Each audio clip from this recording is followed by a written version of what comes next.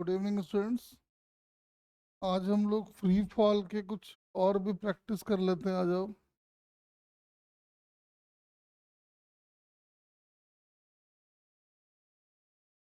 देखो,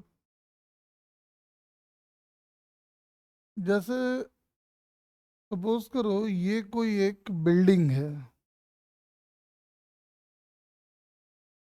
ठीक है।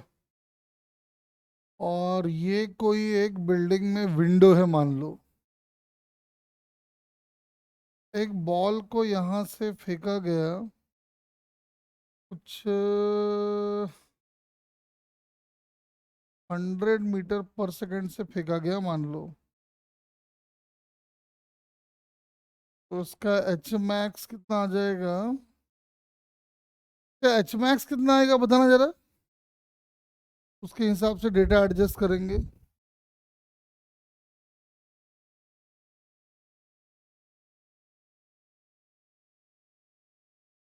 इससे हाँ, इसका एच मैक्स जरा बताओ शुभम।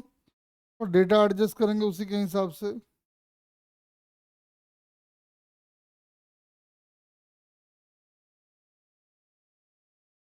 500 मीटर। ठीक है। तो 500 मीटर का हाइट ये जा सकता है। तो मैंने क्या किया है, इस पूरी बिल्डिंग को मैंने 200 मीटर का ले लिया है। और ये वाला जो हाइट है, ये कुछ 100 मीटर का ले लेते हैं।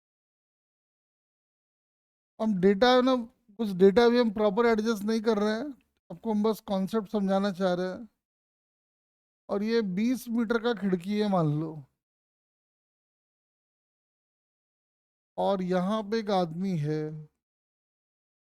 जो उस खिड़की के थ्रू से देख सकता है।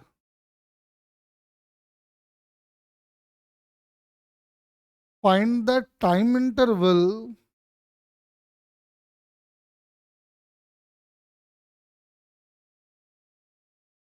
Find the time interval in which the ball is visible to the man. तो कह रहा है बताइए कि आदमी को ये बॉल कितने टाइम तक दिखाई पड़ेगा। ट्राई करें।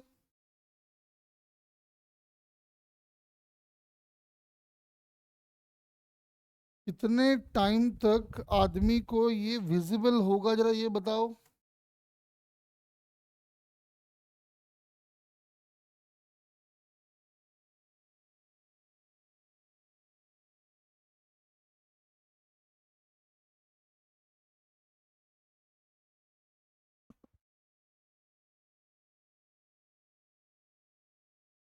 अच्छे से एकदम सोच के ट्राई करो।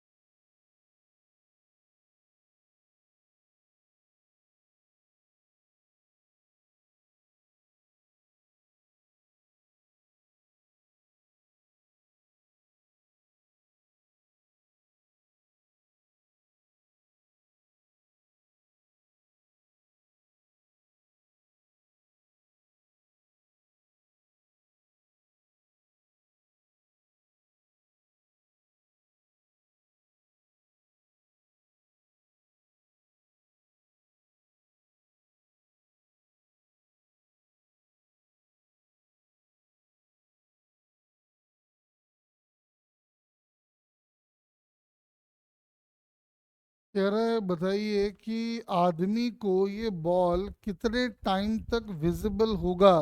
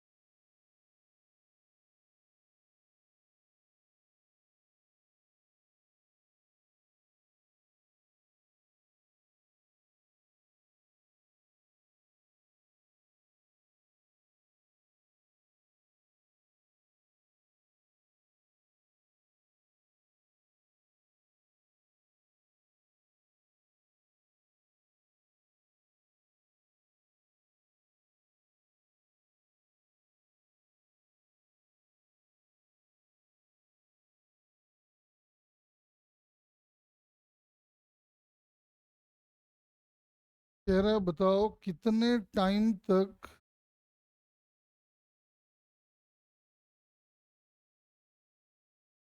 बॉल जो है इस मैन को विजिबल होगा।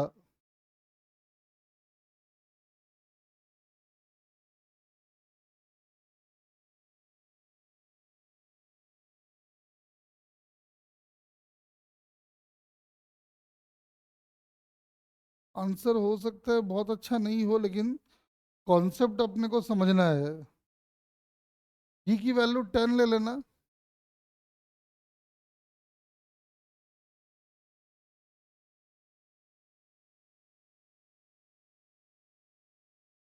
ट्राई करें।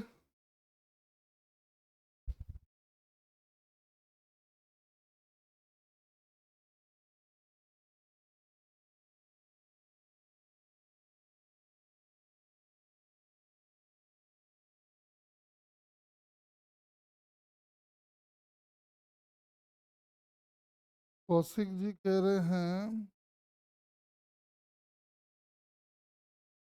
एक बार शुभम देखता हूँ, रुक जा। हाँ, सॉल्यूशन तूने पूरा भेजा नहीं है ना, तो मैं जान नहीं पा रहा हूँ, आंसर मुझे याद है नहीं। सॉल्यूशन पूरा भेजना।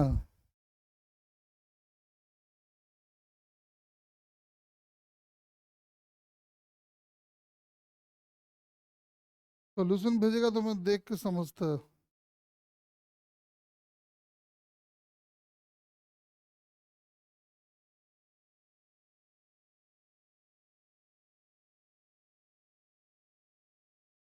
देखो मैं ना शुभम, हम कुछ और बताना चाह रहे हैं, ठीक है? आओ एक बार उसको भी देखते हैं, ध्यान से सुनो। हम क्या चाह रहे हैं कि पहले जब यहाँ पहुंचेगा ना, तो यहाँ की वेलोसिटी निकाल लेते हैं। तो ये वाली वेलोसिटी जरा मुझे बता दो कितना आएगा।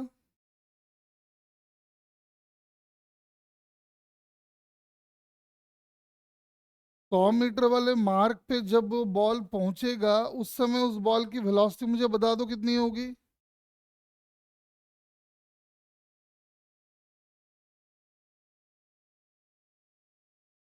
यूज कर लो result, V square is equal to U square plus twice S.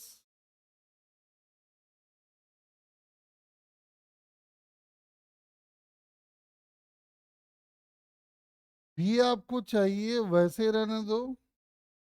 You मतलब हो गया 100 का स्क्वायर, ए मतलब हो गया -10, और ये हो गया 100। तो 100 अगर कॉमन ले ले तो ये आ जाएगा 100 - 20, यानी कि 100 × 80। हाँ मैं बता रहा हूँ, सुन ले एक बार। तो मुस्कान जी, एक बात बताइए, ये वाला जो पूरा टाइम होता है ना, ये वाला, ये अपने को पता चल जाएगा क्योंकि यहाँ की वेलोसिटी पता है। तो ये पूरा टाइम जो आने वाला है, का नाम अगर हम T1 कर ले, तो T1 आ जाएगा 2, और यहाँ का भी जो V1 है ये वाला, तो 2V1/G।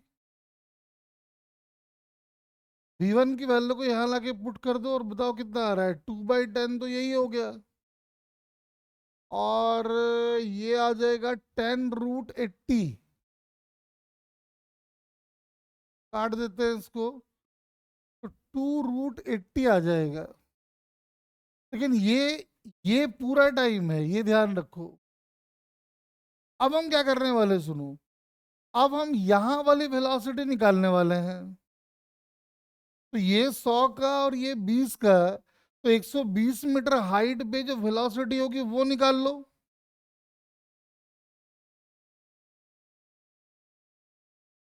शुभम जी 120, अब अरे मेरी बात अब समझ गए हम क्या करने वाले हैं, ये बताओ तो।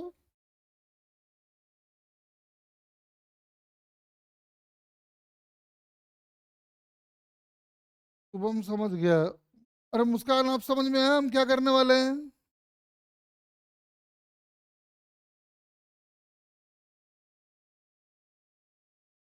यहाँ की वेलोसिटी जरा मुझे बता दो कितना आ रहा है।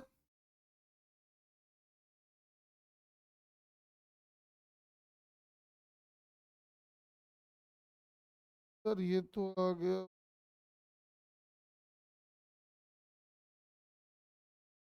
हाँ कर सकते हैं, तुम्हारा कहना है कि 100 मीटर का टाइम निकाल लो, फिर उससे भी हो जाएगा, ठीक है। लेकिन हम चाह रहे थे कि टाइम ऑफ फ्लाइट का फॉर्मूला है तो उसको यूज कर ले।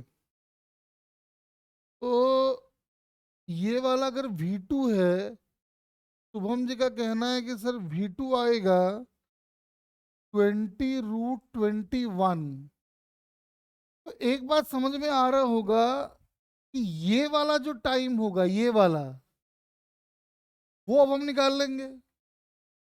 वो टाइम अपना आ जाएगा 2V2/g। और मुझे एक बात बताओ, मुझे ये वाला टाइम चाहिए, क्या करें हम लोग?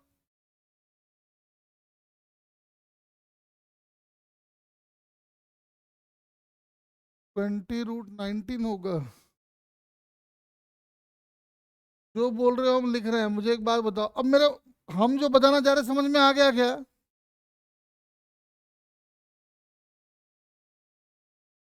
अपने को ये वाला टाइम पता था, हमने ये निकाला है। अब यहाँ की वेलोसिटी आ गई है तो ये वाला टाइम भी आ जाएगा। दोनों टाइम को सब्ट्रैक्ट कर देंगे तो क्या अपना आंसर आ जाएगा? बोलो, जो हम बताना चाह रहे थे, बात समझ में आ रहा है?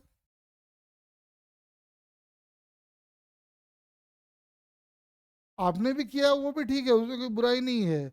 आपने किया कि एक बार 120 मीटर की हाइट पे दो टाइम आएगा, उसमें कम वाला पकड़ लिए, और उससे भी वही आएगा, देख लो।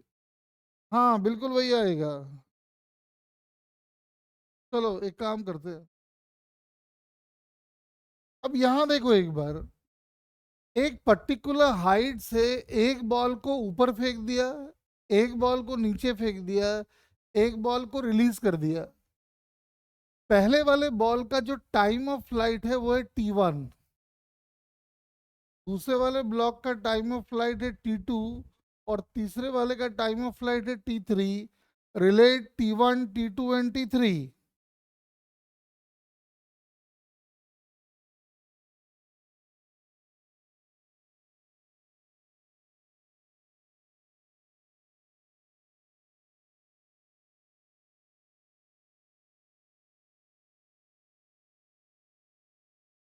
कह रहा है पहले वाले बॉल का टाइम ऑफ फ्लाइट है T1, दूसरे वाले बॉल का टाइम ऑफ फ्लाइट है T2, तीसरे वाले बॉल का टाइम ऑफ फ्लाइट है T3। तो अपने को T1, T2, T3 को रिलेट करना है।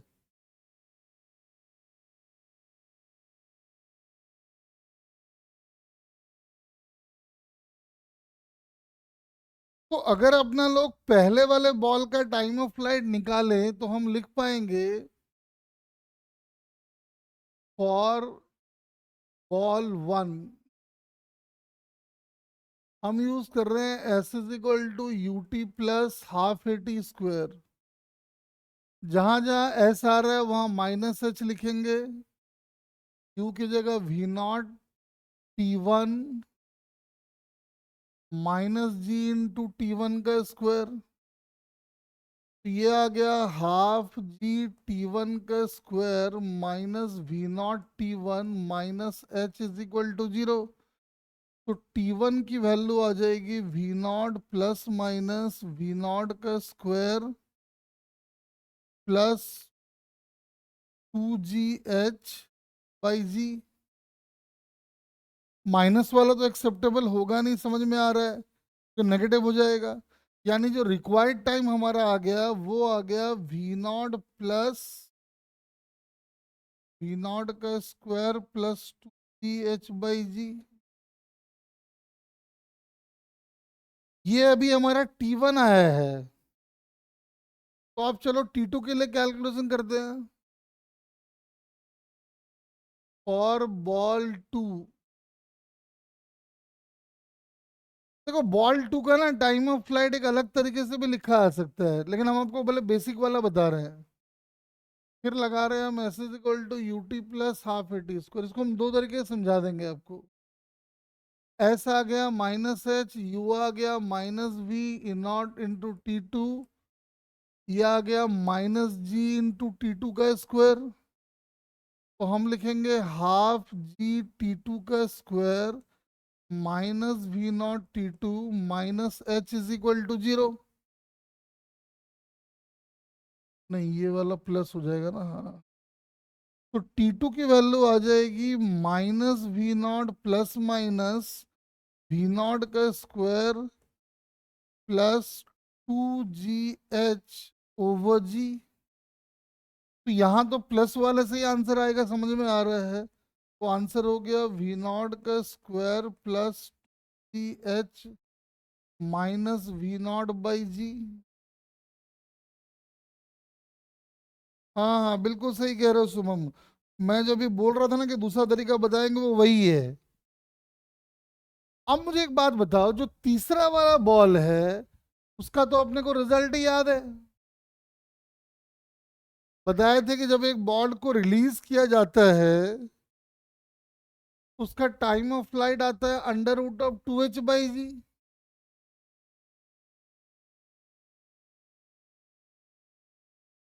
अब देखो, अगर हम T1 T2 को मल्टीप्लाई कर ले तो क्या दिख रहा है, देखो तो।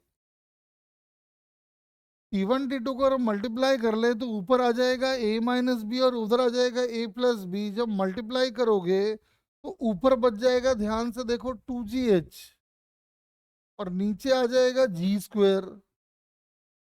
तो ये आंसर आ गया 2h/g, जो कि T3 का स्क्वायर है। तो आप देख सकते हो कि T3 की वैल्यू होगी under root of T1 T2। हाँ, जो T2 निकालने के लिए कहानी हम यूज करने वाले थे वो शुभम बता दिया है वैसे तो हम निकाल भी लेते हैं। कैसे निकालते हैं, देखो। जो T1 था वो ये वाला टाइम था और T2 ये वाला टाइम है, क्योंकि मैंने बताया था कि जाते वक्त जिस वेलोसिटी से जाएगा आएगा उसी वेलोसिटी से। तो ये अगर वी नॉट तो ये भी वी नॉट। यानी अगर T2 अपने को चाहिए तो अपने को T1 में ये वाला टाइम मतलब 2v0/g सब्ट्रैक्ट करना पड़ेगा। अब देखो उससे भी वही आएगा। यानी कि T1 में अगर हम लोग 2v0/g सब्ट्रैक्ट कर दे तो T2 आ जाएगा। और आप देख सकते हो सब्ट्रैक्ट करने से यही आपको मिल भी रहा है। बताओ सही बोल रहे हैं नहीं बोल रहे, देखो।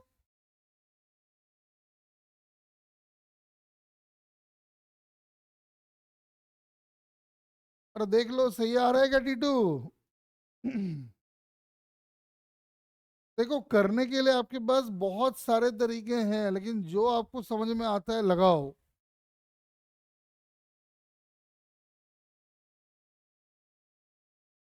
अरे बोलो, समझ में आ गया क्या? वैसे ये बहुत अच्छा रिजल्ट है, देख लो। चलो, एक दो बात और कर लेते हैं यहीं पे। अब एक बात बताओ, मान लो ये एक टावर है।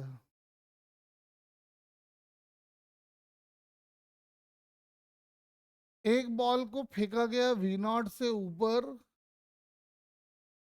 एक बॉल को फेंका गया V0 से इधर, एक बॉल को फेंका गया V0 से इधर,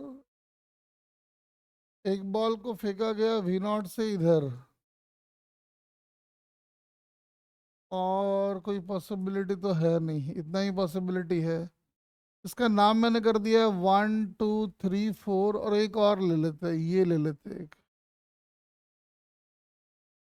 टावर का हाइट है h।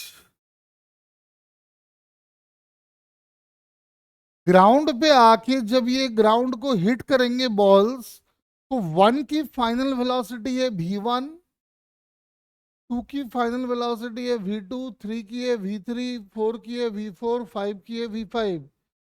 इन लोगों को इंक्रीजिंग ऑर्डर में अरेंज करो। These are the velocities when balls are about to hit the ground.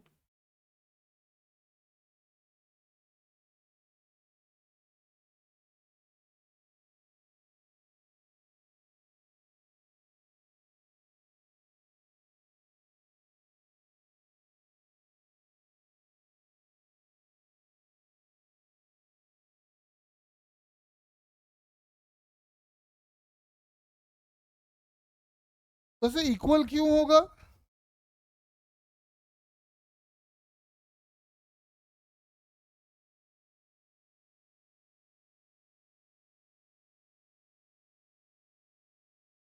हाँ जी, लॉजिक क्या है इसका? अब शुभम जी ध्यान से सुनिएगा।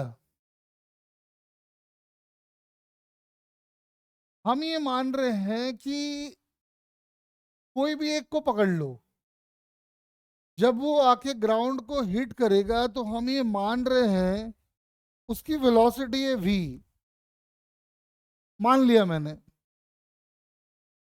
तो एक बात बताओ, बॉल ऐसे आके गिरे, ऐसे आके गिरे, कैसे भी गिरे, अगर ये वाली वेलोसिटी v है और मास अगर m है, तो फाइनल काइनेटिक एनर्जी सबका सेम या डिफरेंट?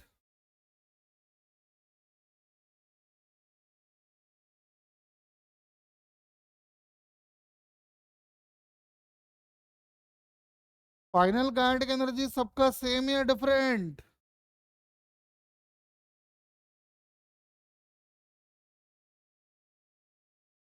सेम। कितना? तो हम लिखने जा रहे हैं हाफ एम वी का स्क्वायर। एक बात बताओ, इनिशियल काइनेटिक एनर्जी डायरेक्शन पे डिपेंडेंट है या नहीं है?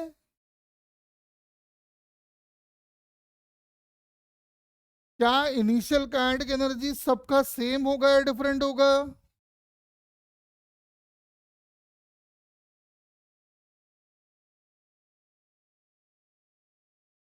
सबका सेम होगा, बिल्कुल सही। मैंने लिख दिया हाफ एम वी नॉट का स्क्वायर। जब बॉडी फाइनली, ये बॉल फाइनली ग्राउंड पे आ जाएगा तो हम रेफरेंस लेवल यहां ले रहे हैं, तो रेफरेंस लेवल यहां लेंगे तो बॉडी की फाइनल पोटेंशियल एनर्जी होगी 0। और हर एक बॉडी के लिए ध्यान से देखो तो जो पोटेंशियल एनर्जी है वो है mgh स्टार्टिंग वाला, और कुछ है नहीं। ध्यान से देखो, वी स्क्वायर की वैल्यू आ रही है वी नॉट का स्क्वायर प्लस 2h, यानी v की वैल्यू होगी वी नॉट का स्क्वायर प्लस 2h का रूट। वी नॉट सबके लिए सेम, h सबके लिए सेम, तो ऑब्वियसली v भी सबके लिए।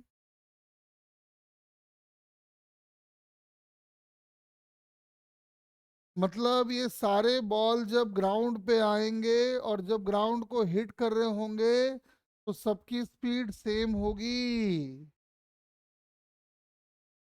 और इंटरेस्टिंग बात और भी है कि रिजल्ट मास से भी इंडिपेंडेंट है। कभी हो सकता है कंफ्यूज करने के लिए।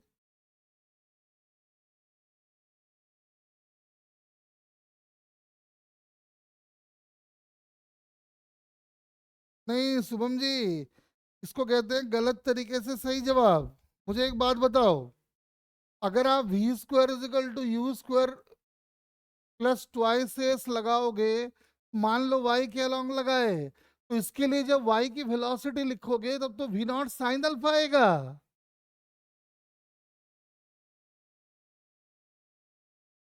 बात समझ रहे हो?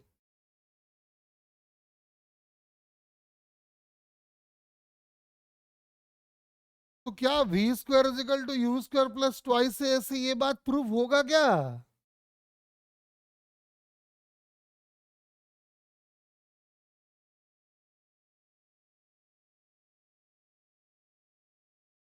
बोलो।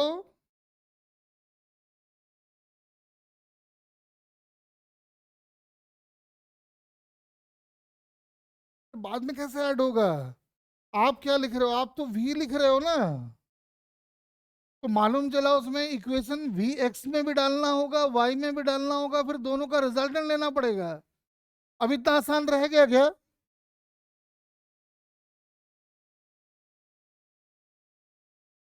जितना आसान एक लाइन में लग रहा था ये उतना आसान नहीं है। उसके लिए आपको, क्योंकि ये जो इक्वेशन है ये वेक्टर इक्वेशन है, आपको ये एक्स भी लगाना होगा, वाई भी लगाना होगा, फिर दोनों का रिजल्टेंट लेना पड़ेगा। वो लेंदी हो जाएगा। हाँ समझ गया। मुस्कान समझ गए? हाँ, वैसा लग रहा था लेकिन होना नहीं है, वो ध्यान रखे। चलो ठीक है, एक तो ये इसको ध्यान रखना है। एक चीज और देखो,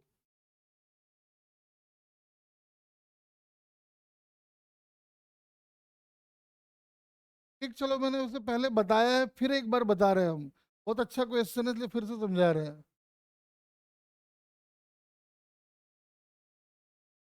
ये एक तरह से एक मिनट।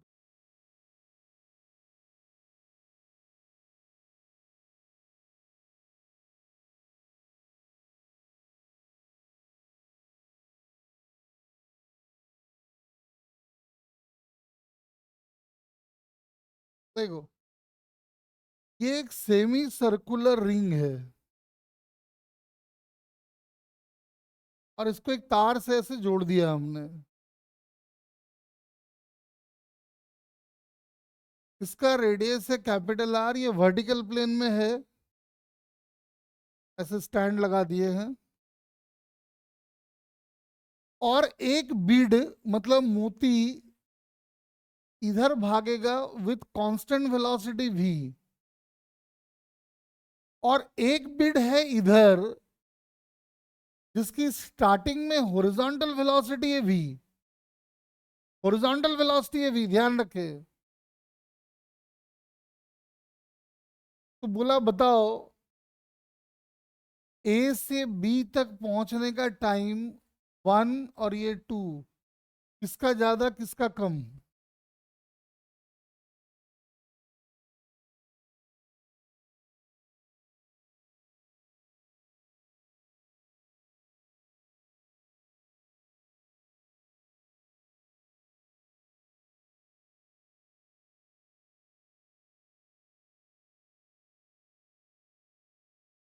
हाँ, ये वर्टिकल रिंग समझ लो, सेमी सर्कुलर रिंग है ये, वर्टिकल प्लेन में।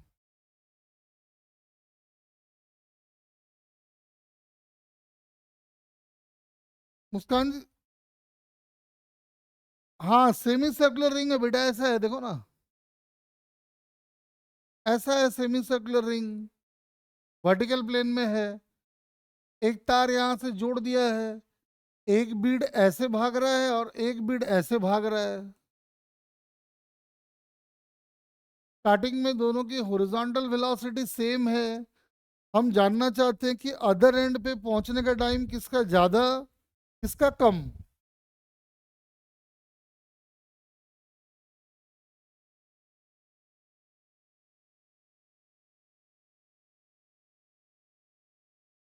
बताओ, बहुत अच्छा क्वेश्चन है ये, वैसे तो ये हर बुक में रहता है।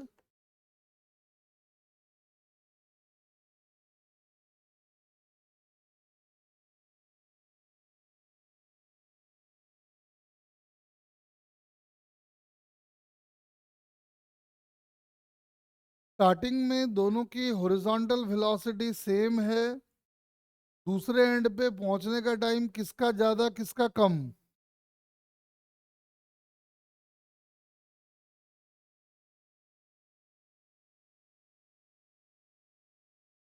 तो हम बताता हूँ, 2 मिनट रुक जाओ, बाकी बच्चे भी ट्राई कर ले। बहुत फेमस क्वेश्चन है वैसे ये।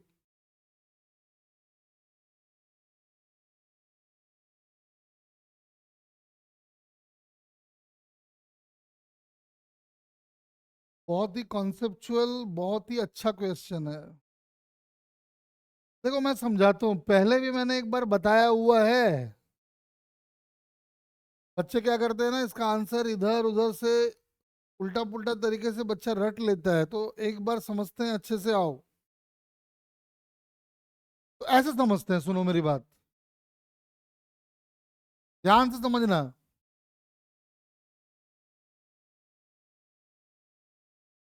मैंने मान लिया है, समझने के लिए मैंने मान लिया है कि सपोज वेलोसिटी है 10 मीटर पर सेकंड। तो जो 1 वाला बीड है, एक बात है उसकी वेलोसिटी बदलनी तो है नहीं, वो तो कांस्टेंट वेलोसिटी से भागता रहेगा। कि वेलोसिटी किसी टाइम पे भी निकालोगे तो वो 10 ही आने वाला है। तो आप बोलोगे 1 का टाइम जो होगा वो ये वाला डिस्प्लेसमेंट ले लो 2r, और उसमें 10 से डिवाइड कर दो, है ना। लेकिन जरा ध्यान से समझेंगे, ग्रीन वाला बीड जैसे जैसे नीचे आएगा, उसके पास एक हॉरिजॉन्टल वेलोसिटी थी और नीचे भी एक वेलोसिटी वो गैदर कर रहा होगा क्योंकि पोटेंशियल एनर्जी लूज कर रहा होगा। तो मुझे एक बात बताओ, जब ये दूसरा वाला बीड यहां पे आएगा तो उसकी जो भी वेलोसिटी होगी वो इधर होगी। अगर ये 10 था, हम v को 10 मान रहे हैं, तो एक बात कंफर्म है कि यहां जो टोटल वेलोसिटी होगी वो 10 से ज्यादा होगी या कम।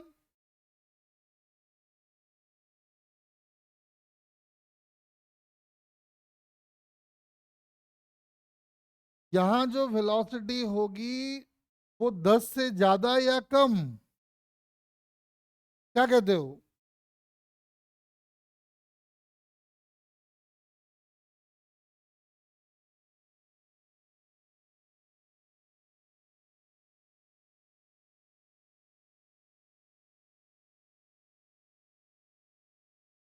बताओ। यहां से यहां, अरे ऐसे भी देखो ना, स्टार्टिंग में कुछ काइनेटिक एनर्जी था, अभी इतना पोटेंशियल एनर्जी यहाँ लूज करके आया है, तो यहाँ जो इसकी स्पीड रही होगी पहले से ज्यादा होगी या कम होगी? 10 से ज्यादा या कम?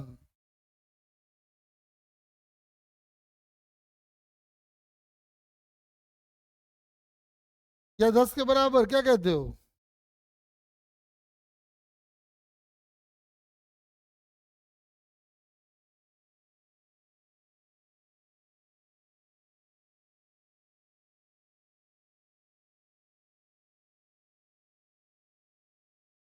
अरे जब ये body vertical height R lose करके आया है तो यहाँ जो इसकी वेलोसिटी होगी, अभी तो तुम बोल रहे थे जो वेलोसिटी होगी वो होगी वी नॉट का स्क्वायर प्लस 2 आर का अंडर रूट।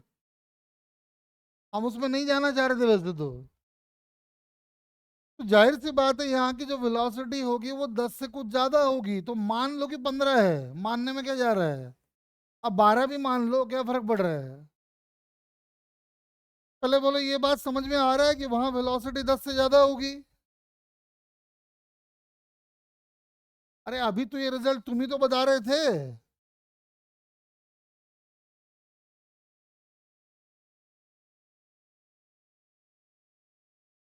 अब सुनो, तो जब यहाँ पे वेलोसिटी 15 है तो एक बात बताओ, मतलब ग्रीन वाले पार्टिकल के लिए हॉरिजॉन्टल वेलोसिटी यहां से यहां या तो 10 है या तो 10 से,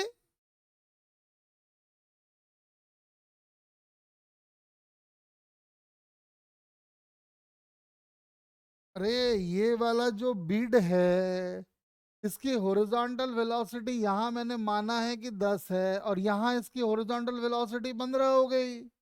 यानी पूरे मोशन के दौरान बीड की हॉरिजॉन्टल वेलोसिटी 10 या 10 से ज्यादा। अरे हाँ या ना बोल।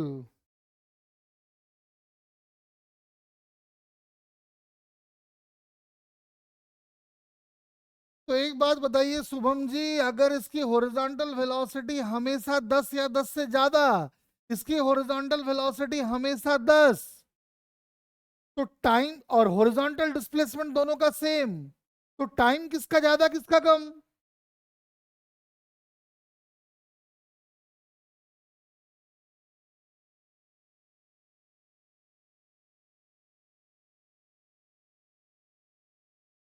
एकदम डल रिस्पॉन्स, जल्दी बताओ। तो पूरी कहानी समझा दिए।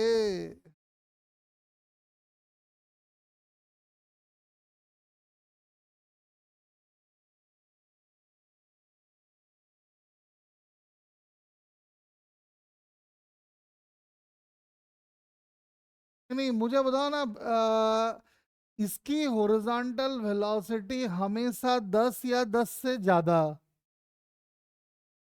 तो सेकंड वाले मतलब जो सेकंड वाला बीड है उसका टाइम ज्यादा या कम?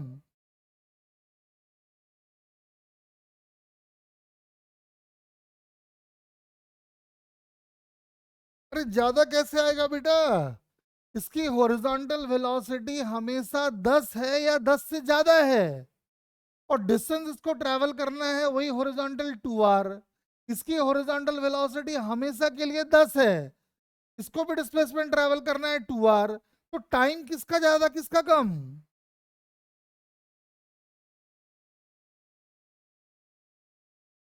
बताओ कौन सा ऑप्शन करेक्ट हुआ पहले? बहुत अच्छा क्वेश्चन है। अरे सी कहां से आए रोनित?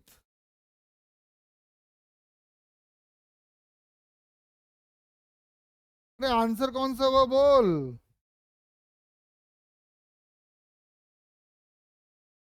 हाँ ये आ गया ना। अरे मेरी बात समझ पाए तो बोलो पहले एक बार, नहीं समझ पाए तो हम फिर एक बार समझाएंगे। ये बहुत अच्छा क्वेश्चन है। बच्चे इसको बुक में देखते हैं लेकिन हाँ रटते रहते हैं इसको।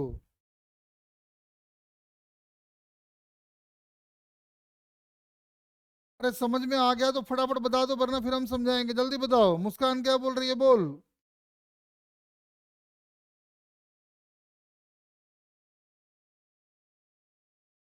शुभम जी बात समझ में आ गया तो जल्दी से मुंडी हिलाओ।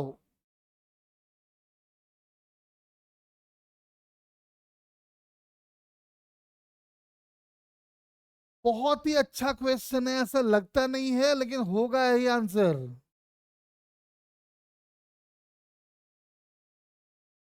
मुस्कान कुछ लंबा चौड़ा लिख रही।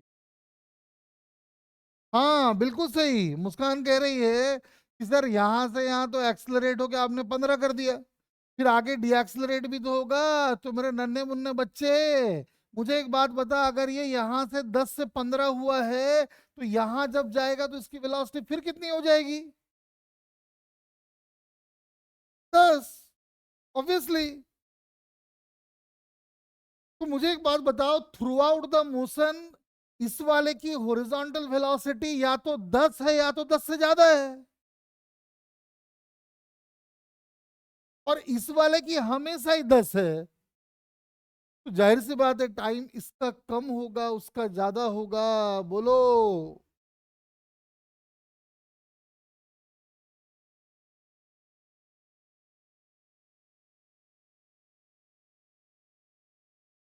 चलो अब शुभम देख, हम क्या कह रहे हैं? हॉरिजॉन्टल डिस्प्लेसमेंट दोनों का सेम या डिफरेंट? अरे पहले रोनित मेरी बात सुनना तू। शुभम जी हॉरिजॉन्टल डिस्प्लेसमेंट दोनों का सेम? हाँ सेम कह रहा है। हॉरिजॉन्टल वेलोसिटी किसकी ज्यादा?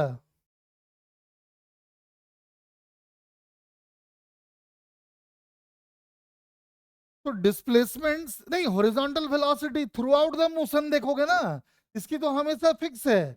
इसकी यहां पे देखो, यहां 10 था यहां 15 हो गया, फिर घटते घटते घटते घटते यहां 10 हो गया होगा। तो थ्रू आउट द मोशन इसकी हॉरिजॉन्टल वेलोसिटी ज्यादा है या नहीं है?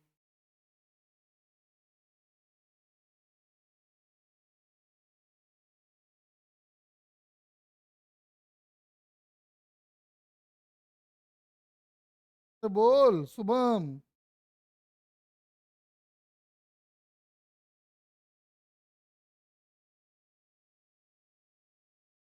और वो वेलोसिटी,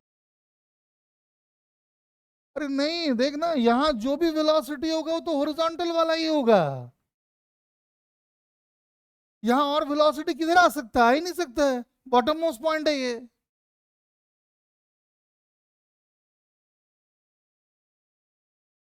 अरे बॉटम मोस्ट पॉइंट पे जो भी वेलोसिटी होगा वो तो इधर ही होगा, और किधर वेलोसिटी आ सकता है? इसका मतलब हॉरिजॉन्टल वेलोसिटी इस पूरे मोशन के दौरान या तो 10 है या तो 10 से ज्यादा है।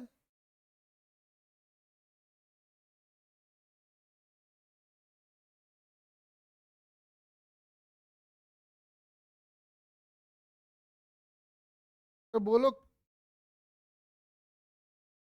बहुत अच्छा कॉन्सेप्ट है, ध्यान रखें।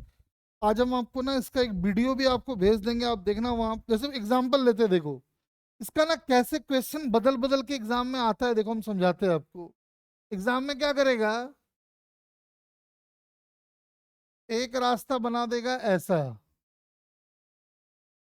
और एक रास्ता बिल्कुल वैसा ही, लेकिन बीच में क्या करेगा, ऐसा बना देगा।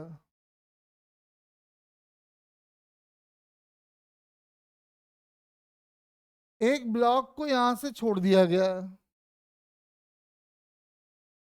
जब ब्लॉक ऐसे ये वाला रास्ता फॉलो किया, तो टाइम आया T1।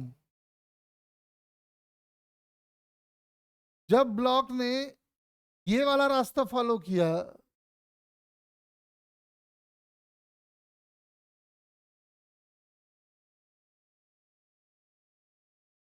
तो टाइम आया T2। आपको बताना है।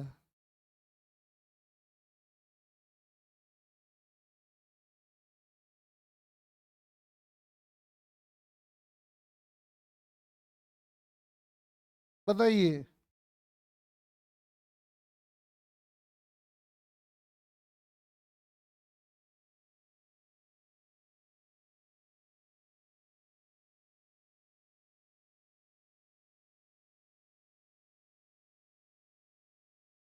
हाँ जी, बताइए किसका टाइम ज्यादा, किसका कम।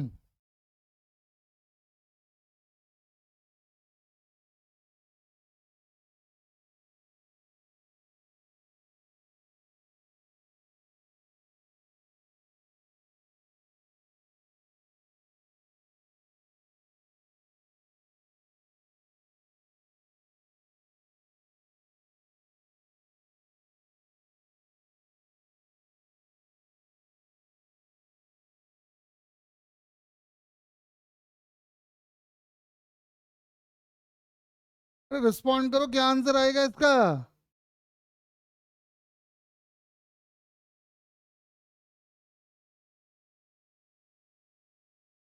अभी समझाएं, कॉन्सेप्ट वही तो है।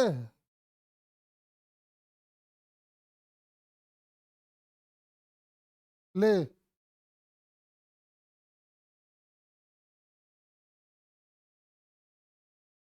बताओ जरा।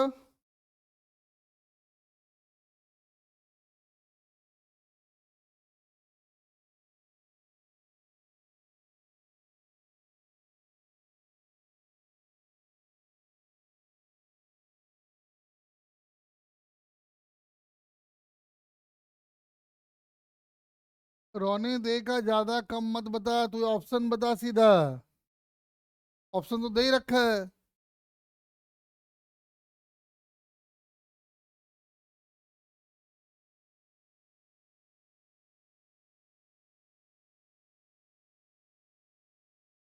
तो समझ में आ रहा है कि ये वाला जो टाइम है, ये वाला टाइम जो है वो कम लगने वाला है। ऐसा लगता है कि ये ज्यादा होगा, लेकिन ये उल्टा ही कम होने वाला है। तो आंसर अपना ए हो जाएगा।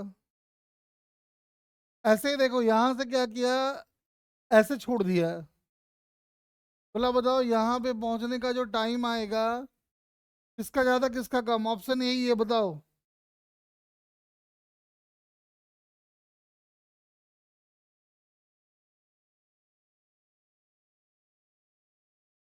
यहाँ से ब्लॉक गिरा, एक 1 के रास्ते से गया, दूसरा 2 के रास्ते से गया। बताओ किसका टाइम ज्यादा किसका कम।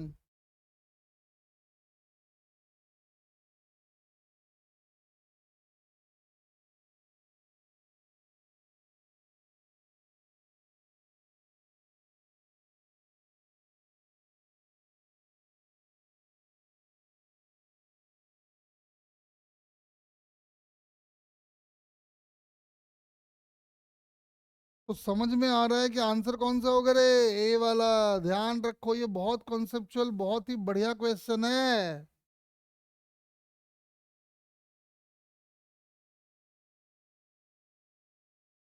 अरे ऑप्शन दिया बेटा, ऑप्शन बता। ज्यादा कम मत कर तुम लोग।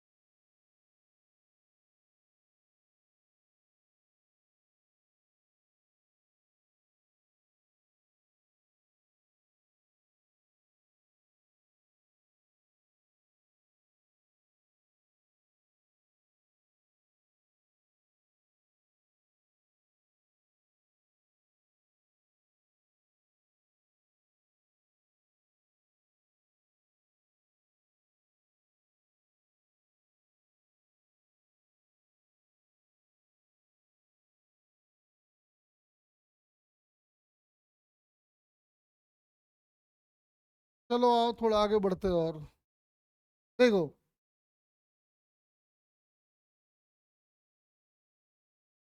एक बात मैंने पहले बताया हुआ है, फिर भी एक बार देख लो।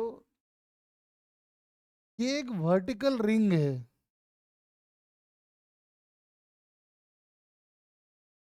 इस वर्टिकल रिंग में क्या किया है, एक तार ऐसे लगा दिया है और एक तार ऐसे लगा दिया है। ये एंगल है थीटा। एक बीड है जो इस रास्ते से टॉप से बॉटम पे आ रहा है, और एक बीड है जो इस रास्ते से टॉप से बॉटम पे जा रहा है। इसका नाम 1 है, इसका नाम 2 है। दूसरे एक्सट्रीम पे पहुंचने का टाइम 1 के लिए है T1, 2 के लिए है T2। तो आपको बताना है करेक्ट ऑप्शन कौन सा होगा।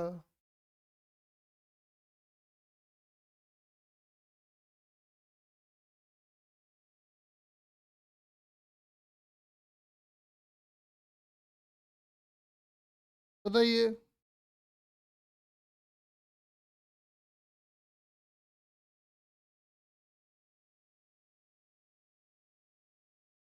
अच्छे से सोच के बताइए।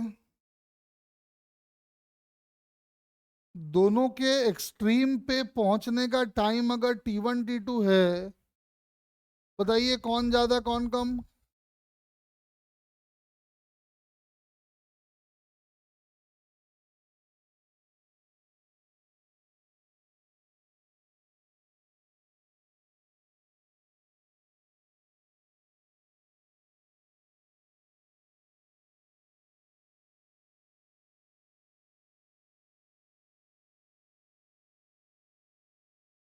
चलो बेटा, आपस में कोई डिस्कशन नहीं।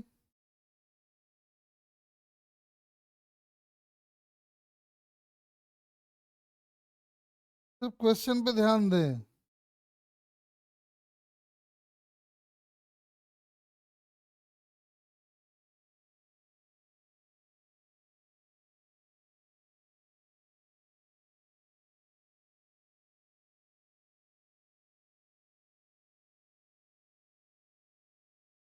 तो देखिए एक बार ध्यान से सुनिए मेरी बात। तो हम क्या कर रहे हैं, एक जैसे एक ग्रीन वाले का टाइम निकालते हैं पहले, ठीक है? आ जाओ देखते हैं। तो ग्रीन वाले को अगर ध्यान से देखो, तो ग्रीन वाला जब इस रास्ते को फॉलो कर रहा है, तो उसका वेट लग रहा है इधर, और ये एंगल है थीटा।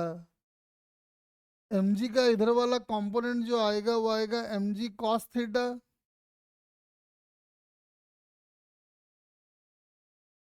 तो एक बात समझ में आ रहा है कि बीड को एक्सलरेट कराने की जो रिस्पॉन्सिबिलिटी है वो mg cos थीटा की है। तो हम ये लिख पाएंगे कि mg cos theta must be equal to mass into acceleration. तो बीड का एक्सलरेशन आ गया g cos थीटा। लेकिन दिक्कत अभी ये है कि ये डिस्टेंस भी अपने को नहीं मालूम है, तो मैंने इसका नाम ए बी कर दिया है। और यहां से अगर इसको मिला दे तो आपको पता है कि ये एंगल 90 हो जाएगा। और ये पूरी लेंथ है 2r, और ये है थीटा। तो आप देख सकते हो कि जो ए बी आएगा वो 2r cos थीटा होगा। अब अपने को ए बी का लेंथ पता है, ए बी का एक्सलरेशन पता है। इसका मतलब हम लगा पाएंगे S is equal to U T plus half A T square.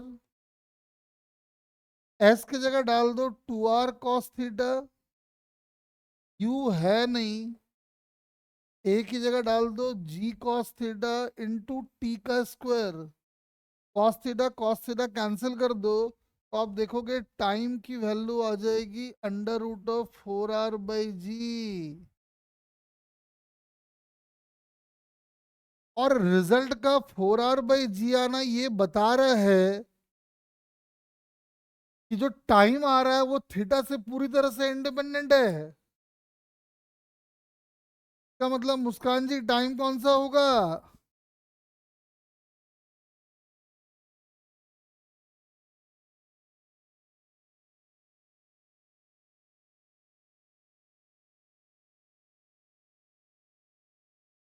जल्दी बताओ, ए बी सी या डी? हाँ जी, दोनों में सेम टाइम होगा। एग्जाम में कंफ्यूज करने के लिए क्या करेगा आपको कि ऐसा बना दिया वर्टिकल सर्कल, और ऐसे ऐसे कई तार ले लेगा। इसका नाम वन, इसका नाम टू, इसका नाम फोर रख दिया। बोला बताओ, चारों में एक एक बीट को रिलीज कर दिया गया। दूसरे एंड पे पहुंचने का टाइम अगर T1 T2 T3 T4 है तो इनको इंक्रीजिंग ऑर्डर में लगाओ। बस एक बात बताओ शुभम जी, जब वन वाला बीड अपने एंड पे पहुंचेगा और टू वाला बीड जब अपने एंड पे पहुंचेगा, तो कि वेलोसिटी किसकी ज्यादा होगी? V1 greater than V2, V1 less than V2, one equal to V2, या नन ऑफ दीज?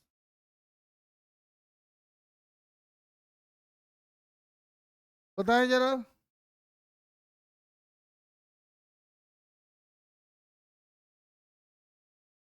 एकदम प्रॉपर एक्सप्लेनेशन के साथ।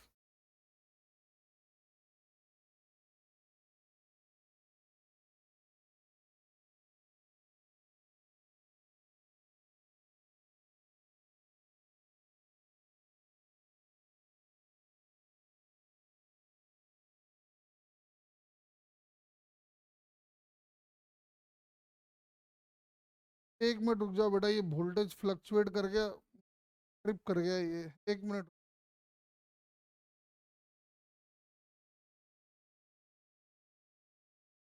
हाँ जी, आप लोग तब तक आंसर बताइए।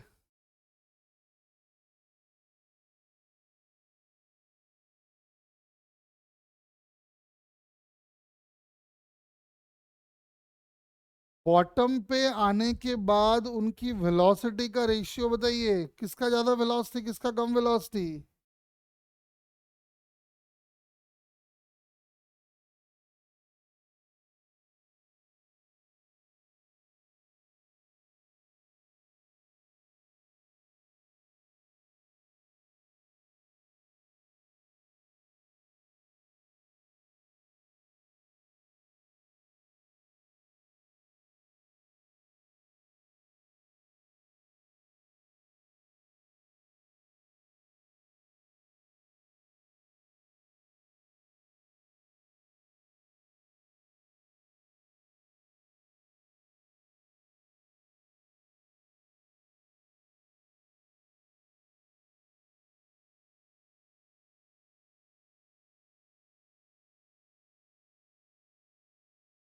देखो, हम कह रहे थे कि एक बीड यहां से यहां आया और एक बीड यहां से यहां गया। वेलोसिटी किसकी ज्यादा किसकी कम?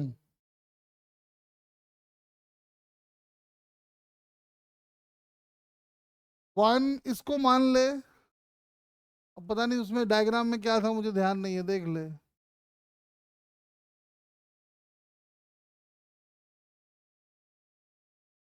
टू की वेलोसिटी वन से ज्यादा, शुभम जी का कहना है।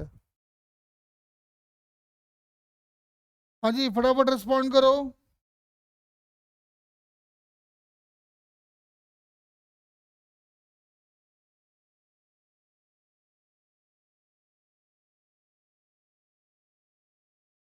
हाँ, इसी डायग्राम के हिसाब से ही बताइए, पहले वाला छोड़ दीजिए।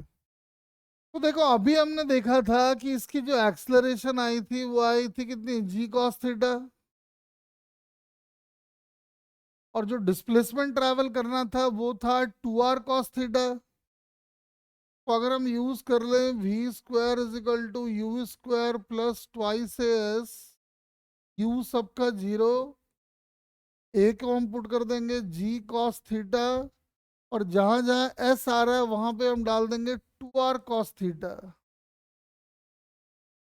तो आप देख सकते हो कि v की वैल्यू जो है वो आ जाएगी cos theta under root of 4gr। ठीक है, अब रह गया थीटा के ऊपर डिपेंड कर रहा है रिजल्ट। तो मुझे एक बात बताओ, साफ साफ समझ में आ रहा है कि जिसका थीटा कम उसका कॉस थीटा ज्यादा। जाहिर सी बात है, टू वाले की वेलोसिटी ज्यादा होगी एज कंपेयर टू वन वाले की।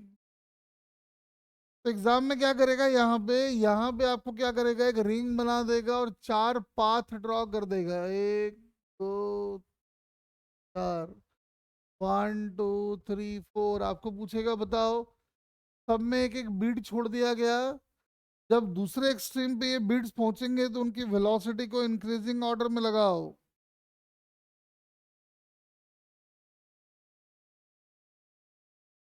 क्या लिख पाएंगे बताओ जरा।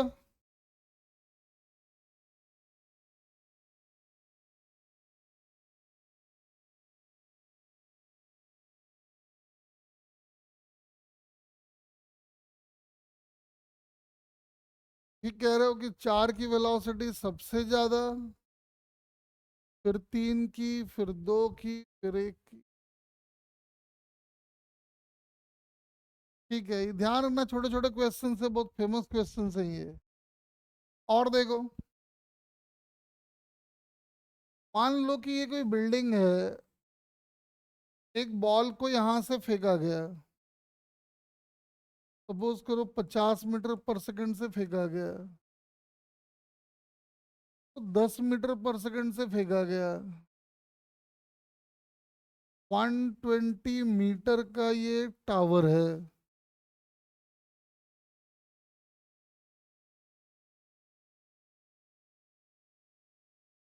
चलो ठीक है, देखा जाएगा। नीचे लिखो, find the time after which, find the time after which the collision will take place.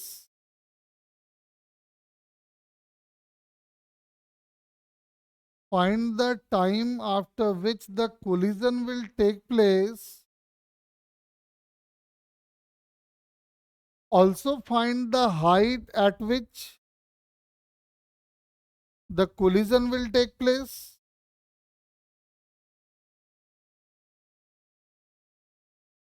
किस टाइम पे कोलिजन होगा और किस हाइट पे कोलिजन होगा।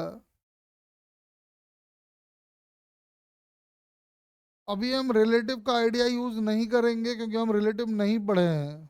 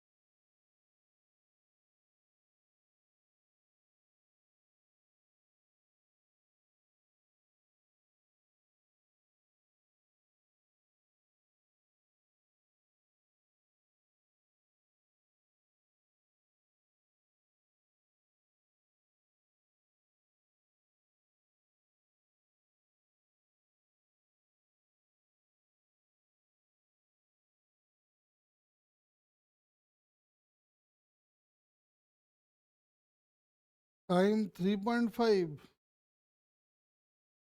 हाँ, गड़बड़ है।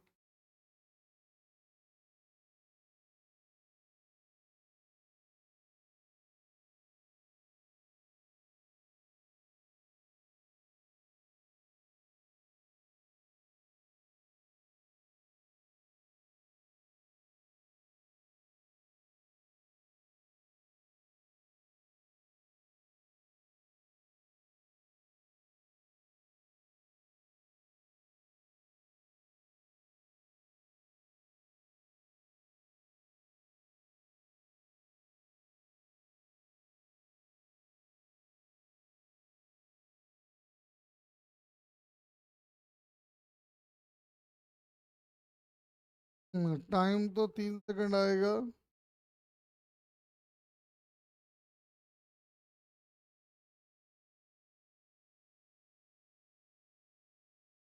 हाइट आ जाएगा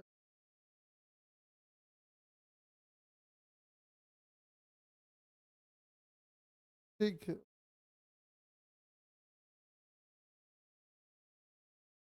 नहीं, अभी रिलेटिव का यूज नहीं करेंगे। जब रिलेटिव पढ़ा देंगे तो आप यूज करना, अभी मत करो।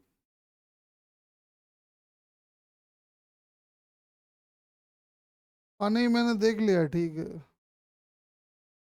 दोनों ही पार्ट ठीक है तेरे। देखो, हम लोग ये मान लेते हैं कि कोलिजन यहां हुआ होगा और टी टाइम पे हुआ होगा। तो एक बात समझ में आ रहा है कि अगर टी टाइम में इसका डिस्प्लेसमेंट है S1 और इसका डिस्प्लेसमेंट है S2, तो निकाल लेते हैं, आ जाओ। तो S1 अपना हो जाएगा 10 × T माइनस हाफ GT² और S2 टी टाइम में हो जाएगा 50 × T minus half GT²। Diagram में साफ साफ दिख रहा है कि S2 में अगर हम S1 को सब्ट्रैक्ट कर दें तो वो 120 आना चाहिए। तो S2 में S1 को सब्ट्रैक्ट करेंगे तो ये 40T आ जाएगा और 40T की वैल्यू 120, यानी T is equal to 3 second आ गया। टाइम अगर 3 सेकंड आ गया तो अब कह रहा है कि बताओ किस हाइट पे कोलिजन होगा। तो हम लोग क्या कर रहे हैं, S2 वाले इक्वेशन में टाइम की वैल्यू को पुट कर देते हैं, तो आंसर आ जाएगा 50 × 3 माइनस ½ × 10 × 3 का स्क्वायर, यानी कि 150, और ये अपना हो गया 45, यानी हाइट आ गया ग्राउंड से 105 मीटर।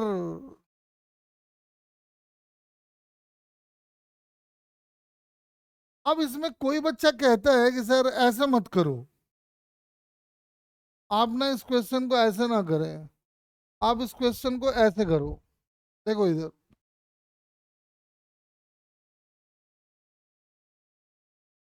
बच्चा कहता है कि मान लो कि कोलिजन ना ऐसे हुआ होगा सर, ऐसे जाके ये आ रहा होगा और ये जा रहा होगा, दोनों धड़ाम से मारा होगा टक्कर।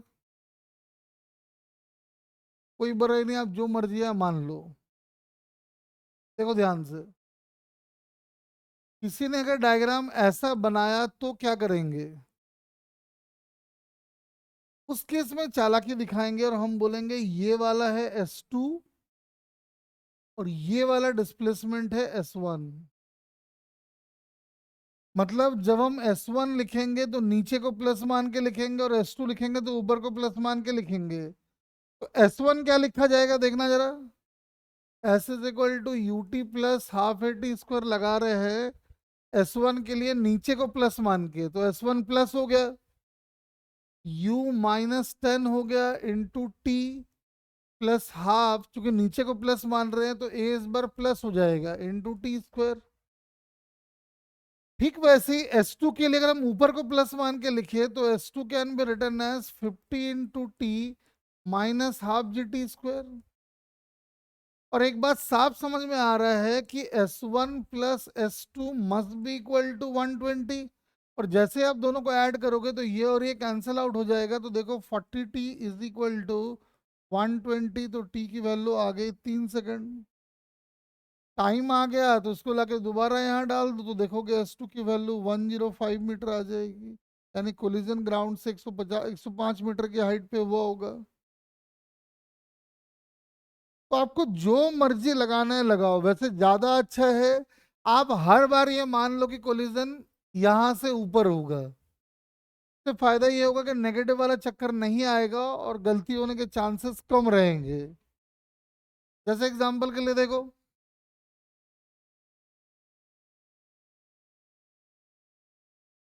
एक बॉडी को रिलीज करा गया और एक बॉडी को मान लो मैंने कुछ 40 मीटर पर सेकंड से फेंक दिया है, हाइट मान लो 120 मीटर का है। बोला बताओ जी कहाँ टक्कर होगा, कितने टाइम पे टक्कर होगा, किस हाइट पे टक्कर होगा, ये सब निकालो और देखते हैं। हम फिर मान ले रहे हैं कि टक्कर यहाँ हुआ, जो कि आपको लग रहा होगा अरे बॉल कैसे ऊपर जाएगा, मैंने मान लिया ना, क्या बुराई है, मान लो। ठीक है, तो क्या आएगा देख, इसके डिस्प्लेसमेंट का नाम अगर हम S1 कर दें और इसके डिस्प्लेसमेंट का नाम अगर हम S2 कर दें तो क्या आएगा देखना। Using S is equal to UT plus half AT square, ऊपर को प्लस मान के लिख रहे हैं, तो S1 is equal to 0 × T plus A अपना -G × T square. Similarly S2 के लिए S2 is equal to 40 × T minus half GT square. और डायग्राम में साफ दिख रहा है कि S2 minus S1 must be equal to 120। तो इसमें जब इसको सब्ट्रैक्ट करोगे तो आप देख लो आंसर आ गया 40T इज इक्वल टू 120, यानी T की वैल्यू आ गई 3 सेकंड। किस हाइट पे कोलिजन हुआ, तो 3 सेकंड पे ये कहाँ है उसको निकाल लो, उसके लिए T की वैल्यू यहाँ लाके पुट कर दो, तो आप देखोगे S2 आ जाएगा 40 × 3 माइनस हाफ × 10 × 3 का स्क्वायर, यानी 120 तो यही हो गया और 45 ये हो गया, मतलब 70।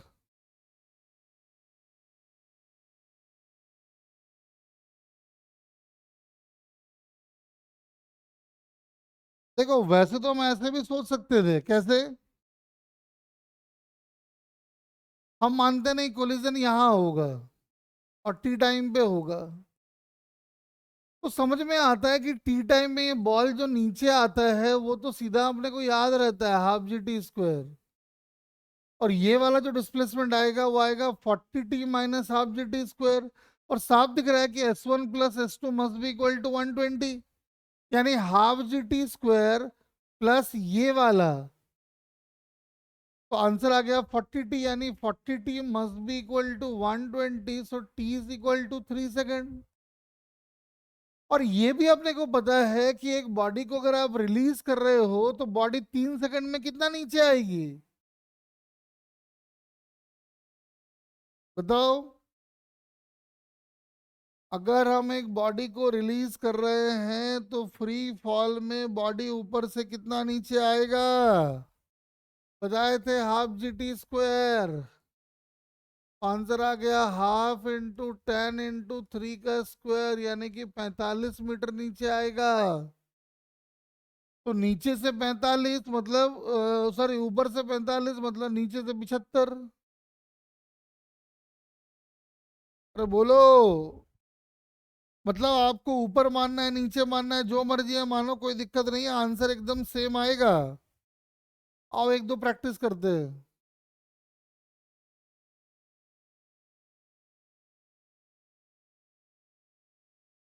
एक बॉल को 10 मीटर पर सेकंड से नीचे फेंका गया, एक को 30 मीटर पर सेकंड से ऊपर फेंका गया,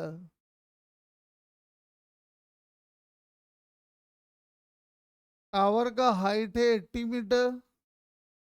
बताओ कितने टाइम पे और किस हाइट पे कोलिजन हुआ होगा।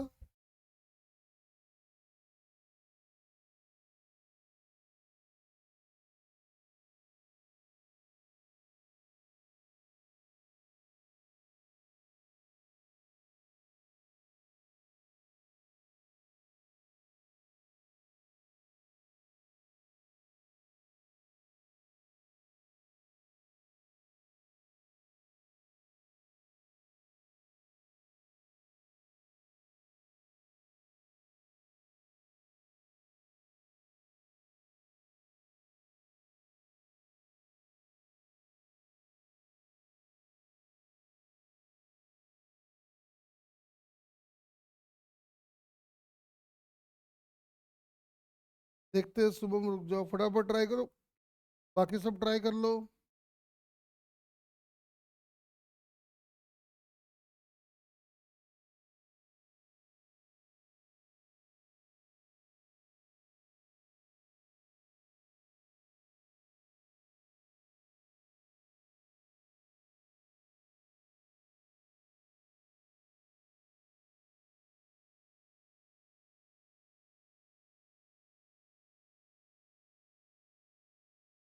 सब ट्राई करो जल्दी जल्दी।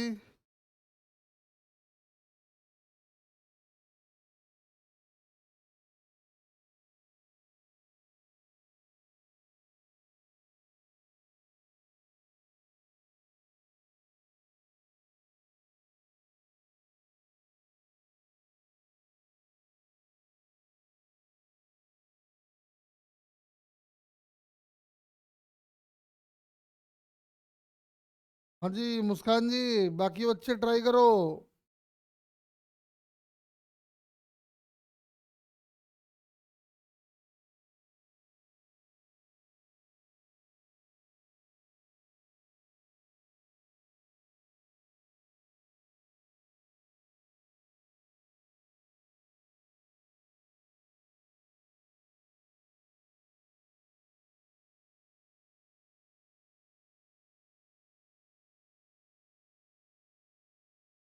देखो,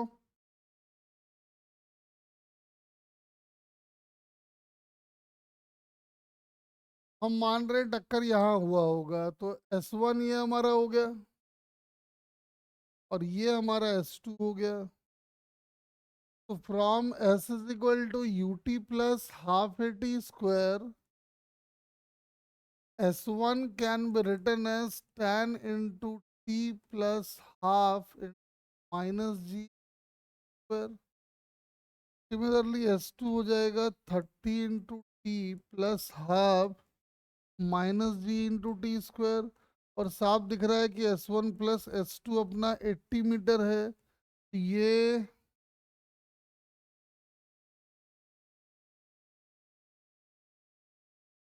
जब दोनों को ऐड करोगे तो आप देख सकते हो कि आंसर आ जाएगा 40T is equal to 80 metre, यानी टी की वैल्यू आ गई 2 सेकेंड।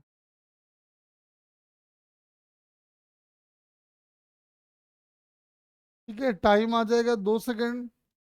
2 सेकेंड में S2 कितना होगा, तो यहां से डाल के फाइंड कर लो।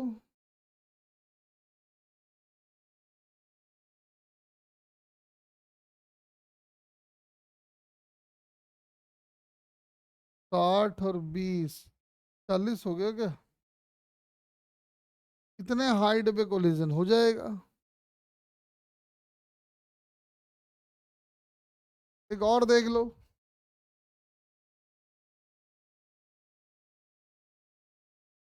एक बॉडी को रिलीज करा गया और एक बॉडी को फेंक दिया गया।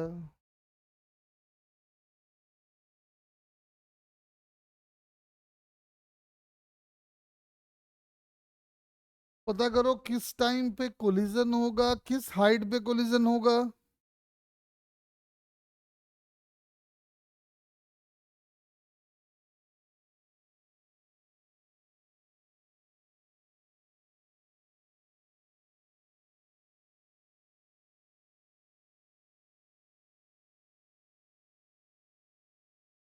बताओ किस टाइम पे और किस हाइट पे कोलिजन होगा।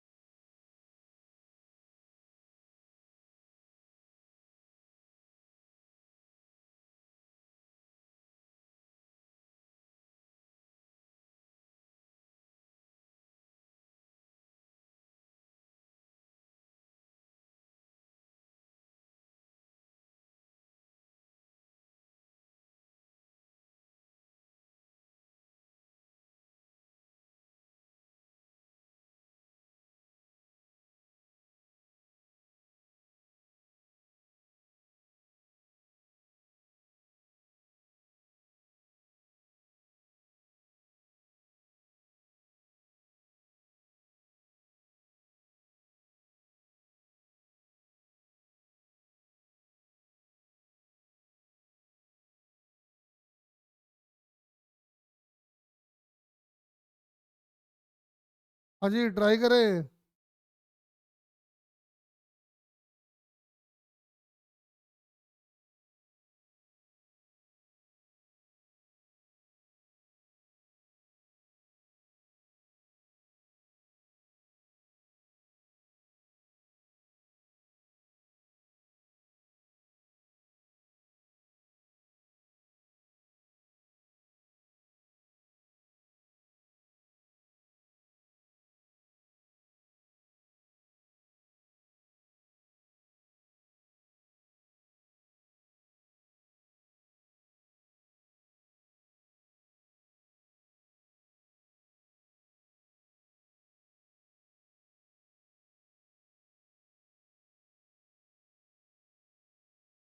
देखो, फिर वही करते हैं।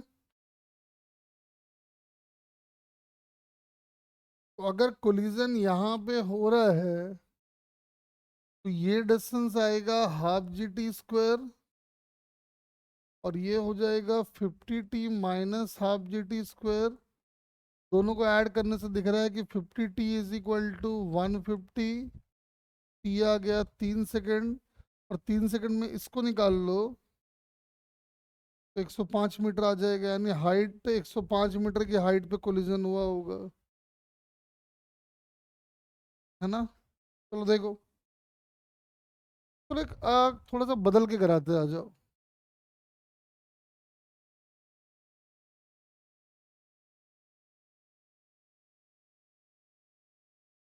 एक बॉल को 10 मीटर पर सेकंड से टी इज इक्वल टू 0 पे फेंका गया, ठीक है। हम कह रहे हैं कि टी इज इक्वल टू 0 पे एक बॉल को 10 मीटर पर सेकंड से नीचे फेंका गया। 2 सेकेंड रुकने के बाद, आफ्टर 2 सेकेंड, एक काम करते हैं, रुको, आसान बनाते हैं पहले। देखो, यहां से एक बॉल को रिलीज करा गया, 2 सेकेंड के बाद यहां से एक बॉल को प्रोजेक्ट किया गया वी नॉट से, 2 सेकेंड के बाद, ध्यान रहे, this ball is projected after 2 second.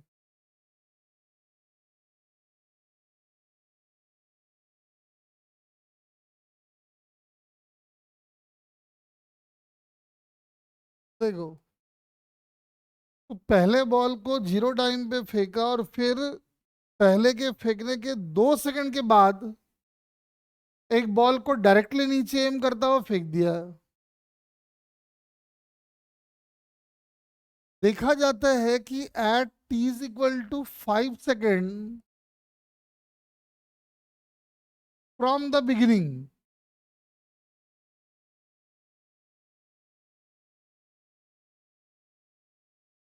5 second from the beginning of projection of first ball, 5 second from the beginning of release of first ball, second ball hits ball 1 in mid air. Question का पहला part में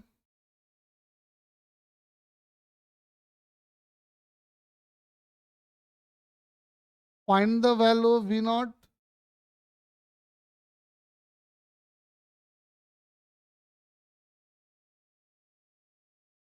minimum height of tower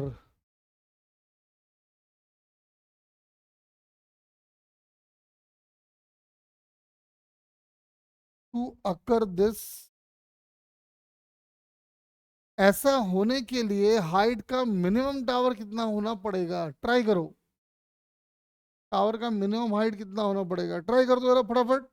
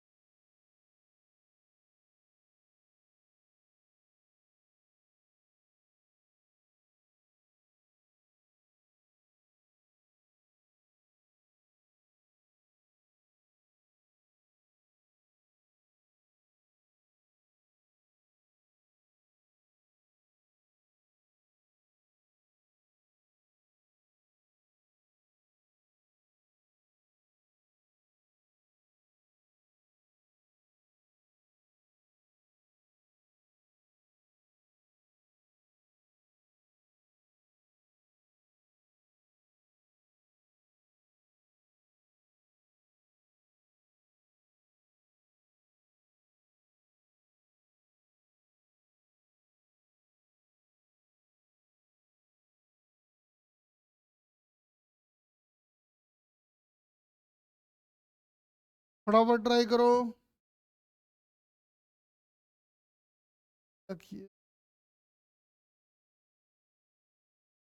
find the value V naught 80/3।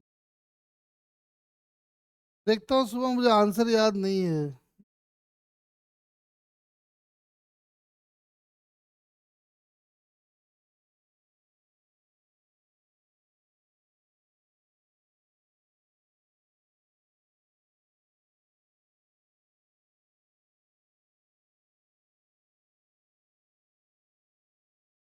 S1 ठीक है,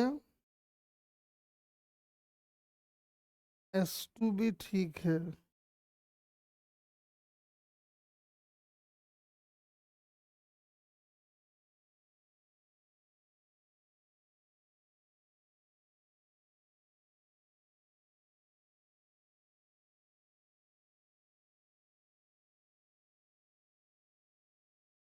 हाँ ठीक लग रहा है वैसे तो।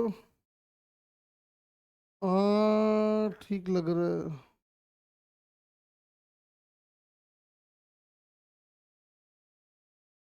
लग तो ठीक रहा है। वी नॉट तो सही आ गया है। दूसरा ट्राई, वी नॉट के बाद एक तो और भी था ना, minimum height of the tower. हाँ ठीक है, वो निकाल लिया है ना। ठीक है ठीक है ठीक है, ठीक लग रहा है।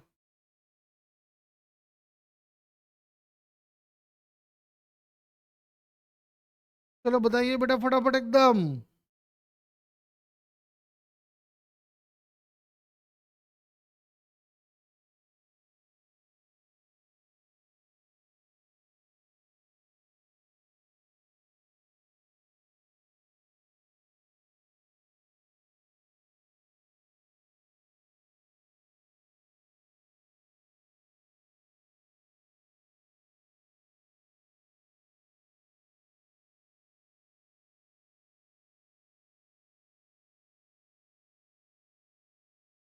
ट्राई करो ट्राई करो।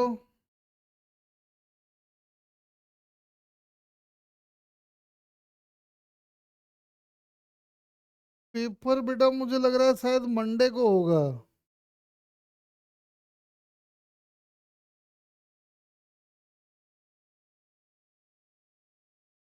कल सुबह में तुम लोग की क्लास है।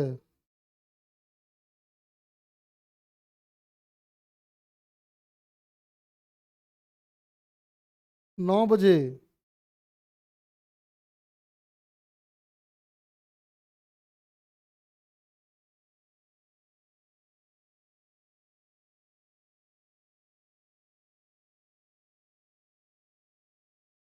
हाँ मैं भेज दूंगा भेज दूंगा।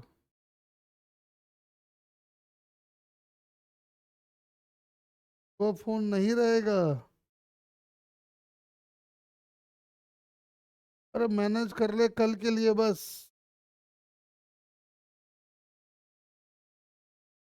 नहीं नहीं, सुबह में कल 9 बजे। कल 9 से 11। और जिसके पास फोन नहीं रहेगा वो, आप वो मैनेज कर लेना जरा, क्या करोगे से। इवनिंग में नहीं बेटा, दिक्कत है इवनिंग में थोड़ा कल। कल सुबह तुम लोग की क्लास नहीं है ना, इसलिए मैं कर रहा था। बाई चांस जो नहीं आ पाएंगे वो रिकॉर्डिंग रहेगा, उसको देख लेंगे।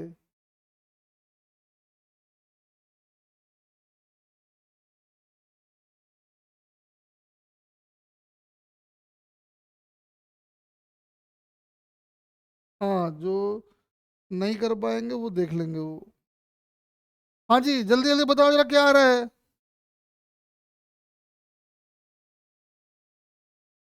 कह रहा है कि भाई देखो, सीधी सी बात है कि हमने क्या किया, हमने 2 सेकंड तक बॉल को फ्री फॉल होने दिया। तो हम बार बार कहते हैं कि 2 सेकंड में बॉल नीचे आएगा हाफ जी टी स्क्वायर, यानी हाफ इंटू जी इंटू 2 का स्क्वायर, यानी 20 मीटर तो आ गया वो नीचे।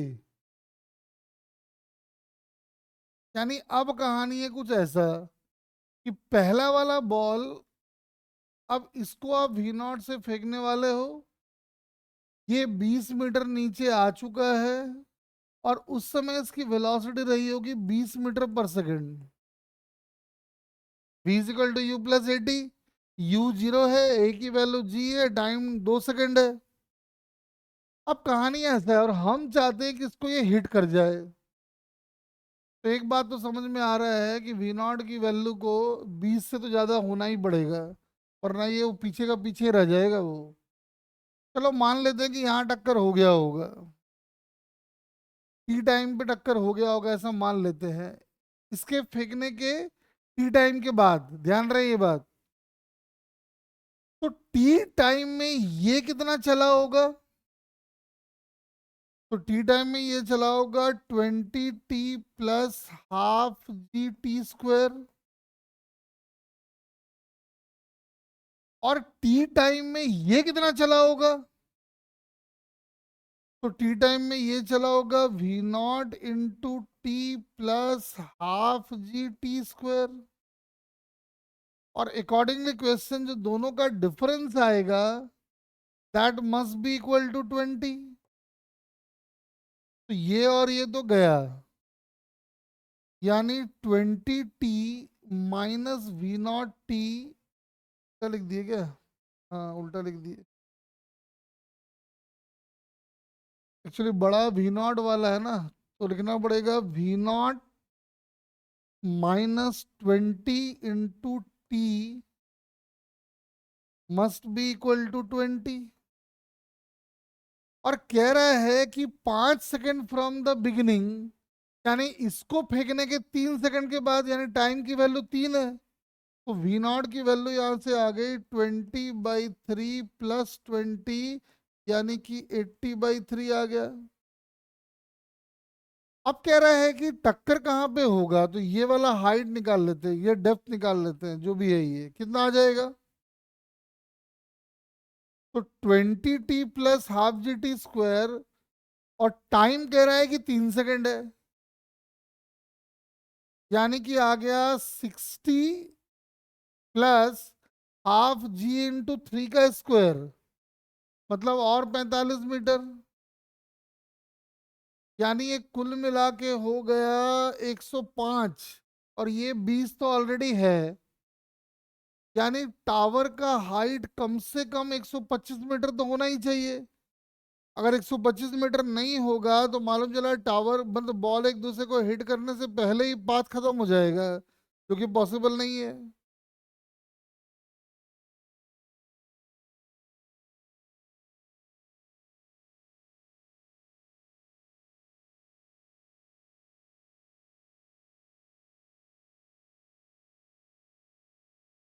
तो क्या नाम है इसका, शुभम, हाइट तो आ रहा है 125 आ गया ना, देख।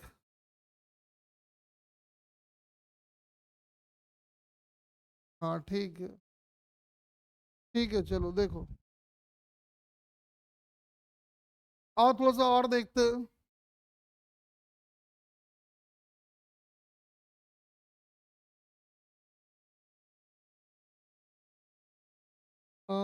जैसे एक और देख लो।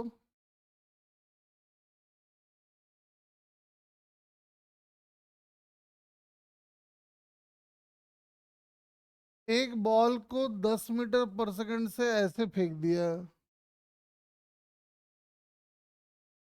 एक बॉल को 10 मीटर पर सेकंड से ऐसे फेंक दिया।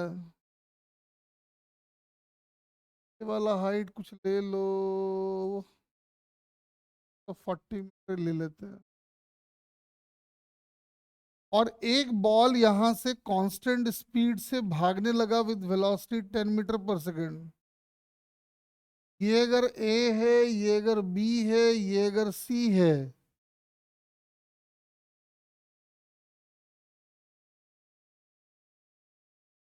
Find the value of AC plus BC, ये distance at t is equal to 1 second.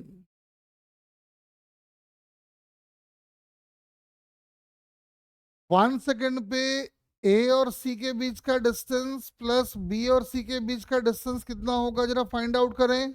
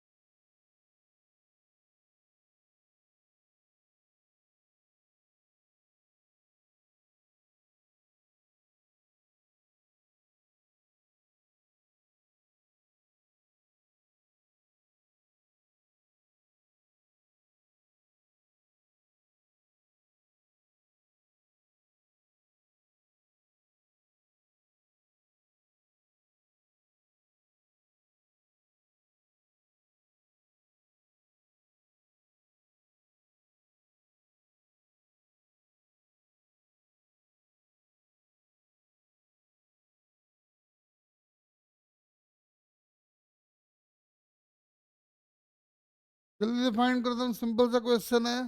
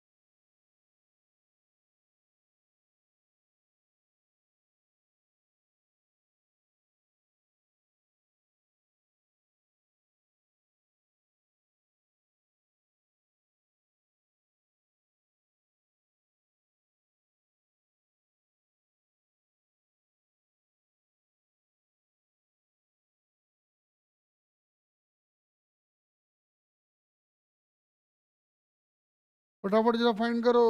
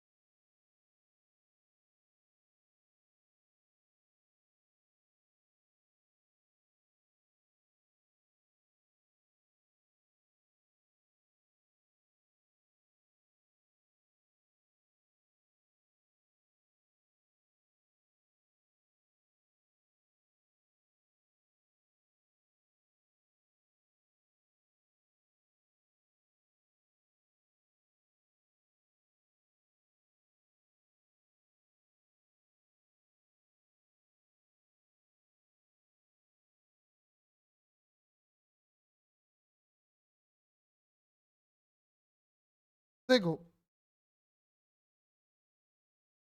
1 second पे अगर आप देखो तो समझ में आ रहा है कि 1 सेकेंड पे ये तो अपने मैक्सिमम हाइट पे पहुंच लेगा।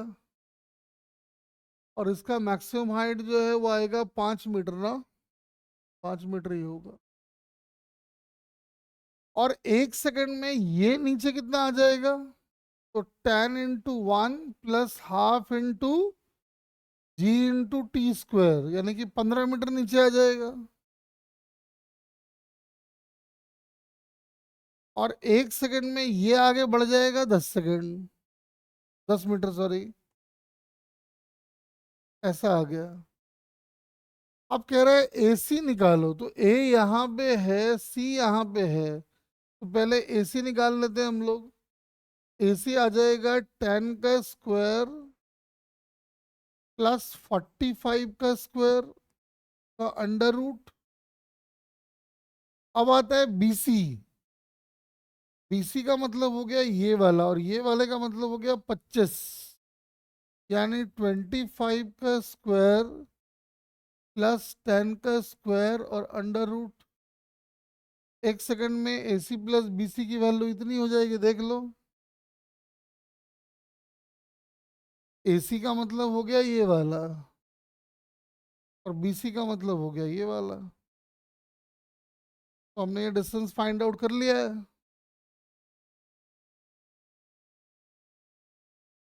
ठीक है ना, तो आज यहीं पे क्लास छोड़ रहे हैं। और कल जो है 9 o'clock क्लास होगी।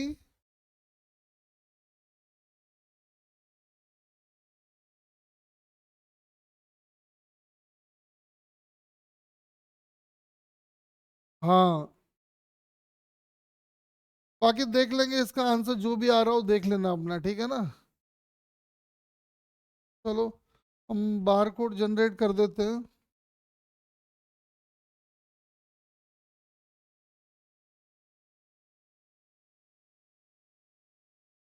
बाय बेटा।